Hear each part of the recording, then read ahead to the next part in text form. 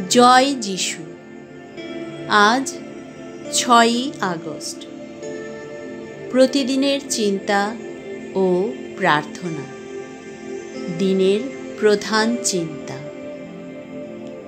তোমার হৃদয় মনকে সৌম্য, শান্ত এবং জীবনকে শান্তিময় করো।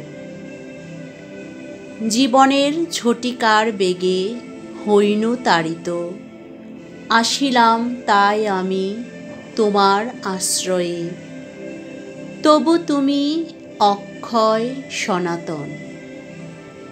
বসিয়া নিরাপদে তব ছায়াতলে পীড়িত হৃদয় মোর গাইল আশ্বাস। ফিরাইয়া দিলে তুমি মোরে বহু দিবসের হারানো শান্তির পরশ।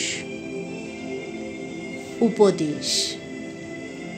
আমাদের করণীয় কাজ এই: যিনি জীবনের মূল উৎস তার সঙ্গে যোগ স্থাপন করব। চিত্তে স্থিরতা এনেই আমরা এই যোগ স্থাপনের যোগ্য উপায় লাভ করি। যে জন অশান্ত তার জীবনের পথ বড় কঠিন। চিত্তকে স্থির করেই মানুষ আপন চরিত্র বলের পরিচয় দেয়।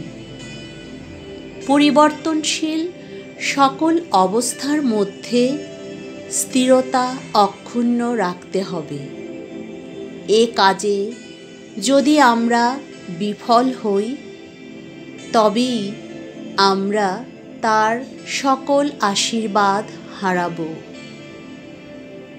প্রার্থনা। যিনি সর্বভূতে বর্তমান, তিনি যেন আমাকে নিরঙ্কুশ শান্তিতে রাখেন। তিনি যেন আমার সকল চিন্তা, কর্ম এবং জীবনকে পূর্ণতা দান করেন।